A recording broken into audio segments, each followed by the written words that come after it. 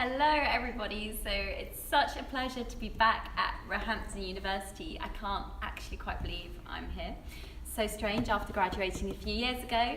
So my name, for those of you that don't know, is Rhiannon Lambert. I am a registered associate nutritionist, and I'm here today to be asked questions by a lovely team around me that you can't see, so you can just see me. So I'm very sorry, but if you haven't followed me, I'm at Nutrition on Instagram, Facebook, Twitter, all social media platforms. I have a book coming out this December, a nutrition and cookbook called Renourish, which is really exciting. And I'm now going to be asked some questions. So I will let my lovely interviewee here that you can't see far away, but you can hear her. So, why did you choose to study nutrition at Roehampton? Okay, so I chose to study nutrition at Roehampton first of all because it's an accredited course. So at the time when I started out, there were only about 5 or 6 universities in the country that did nutrition. Now it's a very different story. It's a very, very popular course, but Roehampton was one of the very few courses that allowed you access straight away to the Association for Nutrition, the AFN, which means you're regulated by a governing board. So I have a code of conduct, code of ethics to abide to.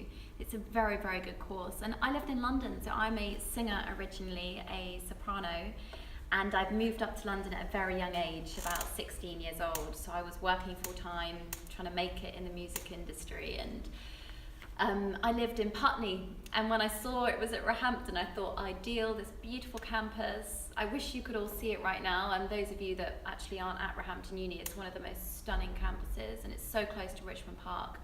And I think there are a few of the reasons why I picked Roehampton University. Thank you. What advice would you have for students who want to be healthy? Oh, I love this one. Okay. It's really hard as a student. You've got to strike the balance between having a good time, having fun, but making sure you don't miss out on the studying aspect, because let's face it, you don't want to get sick, you don't want to be poorly, you're paying a lot of money to be at a university and you want to maximize your education. So my tip would really be to make sure you're nourishing your body, stay hydrated, all the basics, and eat a diet that's kind of full of colour to give you vitamins and minerals, keep you active. The worst thing you can do, guys, in terms of staying healthy is to be skipping meals when you're using your brain, I hope, so much when you're at university. Tell us about your philosophy for balancing a healthy lifestyle. So I wrote this down in my book, Renourish, my philosophy, because I really, really believe in fighting against all the diet culture out there, the fad diets, things that tell you you have to calorie count to be healthy. You have to jump on the scales and the number on the scales justifies how healthy you are. I do not agree in those things. You can be healthy at any size or shape. So my main philosophy is really things like focusing on nutrients rather than numbers. Think about how food is good, what it really gives you every single day. And I came up with these, it's a bit cheesy, but these 4 R's. So obviously my name is Rhiannon, I have an account called Nutrition, a book called Renourish. So it kind of made sense that I came up with 4 things that kind of began with R that encompass my philosophy. So I have respect your body, you get the theme with the R's. So respect, meaning listen to what your body needs. Refuel your body, so make sure you're eating and nourishing your body. Look at food as something good, rather than thinking what you can take out of your diet. Think about what you can put in. Then rehydrate your body. And that's thinking of really back to basics, making sure you're always hydrated, lots of water, because you'll be amazed how that affects your performance every single day, hydration. And the final one is to respect and relax and recover. Make sure that you have rest days, because we're all working 24/7. If you're studying, you're going to be tired because your brain is working so hard, let alone we're keeping up with all the social and work commitments that you probably have. So at least 1 or 2 days a week where you get a little bit of rest, I think, is really important. And they're my main I would say they're my main philosophy points around nutrition. Is there a best time of the day to eat, and is fasting worth it? Oh, again, really good questions. Everybody's unique, so I need to throw that out there. You all have different schedules, different bedtimes, different times you wake up in the morning. But I do think that it's really important to have breakfast. So I tend to advise my clients to eat within half an hour to an hour of waking up. And fasting at the moment is big in the media. And unfortunately, it's definitely not the right approach for everybody. And a lot of it isn't backed up enough by evidence yet. We need more research.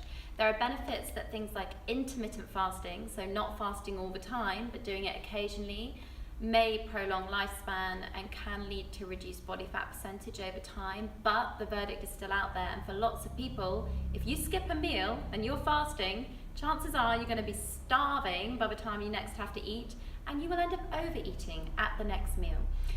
So really, I think the best approach is to avoid all of those kind of dietary trends like fasting and you can't eat before, 6 p.m. or you should eat before 6 p.m. and you can't have carbs after 8 p.m. All these silly dietary myths involving time. I would really say find what works for you and a healthy, balanced approach throughout the day, breakfast, lunch, dinner, whatever works for you, 6 small meals, 3 main meals. Find what works for you and roll with it. You do not have to fast to be healthy. What would you recommend eating before and after a workout? So I guess in terms of working out and fitness, this really varies on the type of workout you're doing and what you do every single day. What's your average activity levels and daily energy expenditure every day? So someone that has just done a long run, for instance, will need a different kind of refuel item to someone that's just done a yoga class or something a little different that's using different muscles in the body and different rates of burning the energy they're burning. But my basic advice, because we have to bring it back down to basics, would be try and have something or a main meal within an hour after exercising if you can, or at least if you're in a rush, have a kind of snack that contains carbohydrate and protein combined, because your body's preferred source of energy, guys, is carbs, and your brain can only really use carbs. So you need to replenish that the minute you've kind of expended them and the minute you've used them in a workout. But you also need to think about the protein level. So if you've torn a lot of muscles, let's say if you're if you're lifting weights in the gym, or you're doing something that involves a lot of strenuous breakdown of muscle, you do need to be replenishing that. But it works more optimally if you combine the carbohydrate and protein. My favourite example would probably be porridge oats. I love porridge. So easy, so quick. If you're having lunch, I often buy like a pack of microwave grains or rice, something you can chuck really quickly in and then whiz it up in a stir fry with, a vegetarian sauce or a meat sauce. It's up to you completely. Chicken, tofu, falafel even. So many options. What foods are good to eat around exam time and deadlines? Guys, you have to eat around exams, you have to. I remember when I was studying, and I think you'll all be feeling this when it's exam time, you just get so hungry or you lose your appetite. So it kind of goes either way. And with both of those, the solution is to eat. You need to keep fueling your brain. The worst thing you could probably do is fuel your brain with sugar, which is kind of what you want to do. When you feel low in energy and it's exams and you're feeling really drained and stressed, often stress can signal to your brain, I need energy fast. And the fastest form of energy is often carbohydrate, sugary rich foods, things that give you that kind of satisfactory, good, happy hormone in your brain release. So try and switch things, make sensible swaps. So back in the day, I may not have nailed this. I don't think I was fueling my brain as effectively as I could have probably done. I should have been having blueberries and oats and maybe even having popcorn instead of that slice of, chocolate brownie that I'd bought at the kind of canteen. So try and stick to whole grain, slow releasing sources of energy and really fuel the day correctly rather than having snacked sugary kind of items. Try and have main meals and really healthy kind of snacks, even like boiled eggs. Something I used to have as a student all the time would be like rice cakes and nut butter, just because a jar of nut butter it lasted forever. Actually, now it doesn't, but back then I wasn't as big on nut butter. And it depends on the brand, because some of them are really different. But find something you love that's affordable, and they make really good snack items. Who from the sport or health industry inspires you? This is a really tricky one because I have the pleasure of working with a lot of amazing sports and health professionals in their field, from a celebrity status to a sports professional, athletic status. And there are a lot of people, but David Andrew Smith is someone that really stuck out to me. He is a gold medalist Paralympian. He started off rowing and went into cycling, and he's battled cancer several times now. And he couldn't walk at one point. He had to learn how to walk again and go through all these incredible life-changing experiences, which was just really breathtaking. You know, how do you even imagine being in that situation? Another person I work with is Will Bailey, who is incredibly inspiring. He's a gold medalist table tennis player. Then on the other neck of the woods, I've got some football players that I work with that are equally inspiring. They manage an amazing family life work balance, which is pretty impressive. There's almost too many health and fitness people to describe, but a few girls I know, I think we should give a shout out to the ladies as well, because there are some incredible females out there doing their thing, tons. Amazing swimmer called Elliot is going to do a shout out to her. My friend Alice, who you may know as Alice Living, she is incredible, shown a virtue. There's quite a lot of inspiring women out there now, guys. You've got to watch out. How did your idea for the cookbook come about, and how did you think of your recipes? So I didn't actually set out to write a book. It was something that was offered to me, and I obviously said yes. You know, what an amazing opportunity. But writing recipes was so hard. The guy said to me it's going to be a half nutrition book, half cookbook. And I had to come out with 70 recipes. That's a lot of recipes, right? So you've got your standards that you cook at home all the time, which maybe equate to maybe 10 or 12 recipes that you maybe have.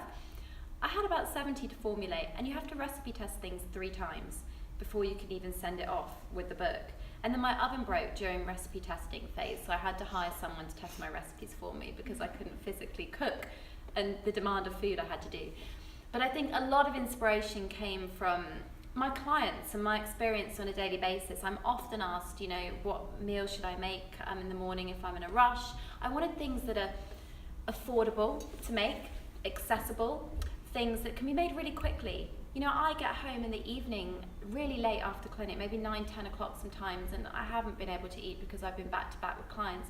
I do not want to be slaving over a stove.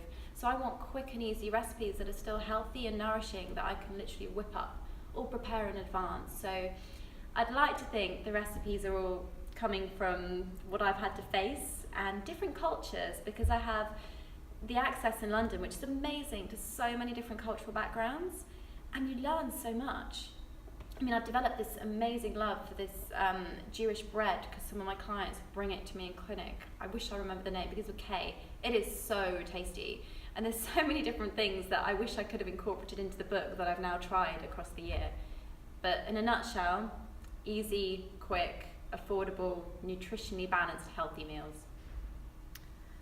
If you were to invest in one kitchen appliance, what would it be? One kitchen appliance. I think I love my frying pan, a non-stick frying pan. I've got to admit, the amount of times I've tried in the past as a student to make pancakes or even fry an egg, and if it wasn't a non-stick pan, it didn't matter how much oil you put in the pan, things get stuck, and then there's that burning and the smoke, and it's just disastrous. A non-stick pan. And I'm going to be really sneaky and just say a second one, which is a blender, because having something that can blend even to make a vegetable sauce, you know, a really good quick thing that you can chuck veg in if you don't have time, and just whiz it up and then put it in a pan and you've got a veggie sauce. So a blender and a non-stick pan, essentials. So this is probably everyone's favourite question. Okay. What's your favourite meal out? Oh, so I did think of this when I got sent the questions, and I'm not even going to have a look because I can't remember what I said back then. But I honestly love food so much that picking just one meal out is so hard. But I love a roast dinner. I absolutely am a big sucker for a Christmas roast dinner. So this time of year for me will be a nice English pub roast. But on the other flip side, I love Japanese food and kind of Asian fusion stuff. So things with sushi and miso aubergine, I love all that kind of stuff. So a big variety really when it comes to eating out. And then obviously I'm partial to a Franca Manca pizza as well. It's a bit of a bit of a diverse mix there. Okay, that's all the questions. Thank you very much for answering. Thank you for having me. When's your book out? So the book, guys, is available to pre-order now on Amazon. It's out on the 28th of December. It's called Renourish, and you can follow me on @Nutrition. And I'm hoping it's going to be something that we can all kind of stand together and fight all the dietary faddy diets that are out there every single year at Christmas and January. People are telling you to go on a fad diet. I genuinely want to educate and empower people so you can make informed choices yourself and be able to control your own healthy lifestyle forever. So I'm really hoping that that's going to happen. So 28th of December, the book is out. And yeah, thank you very much for having me back at Roehampton. Bye.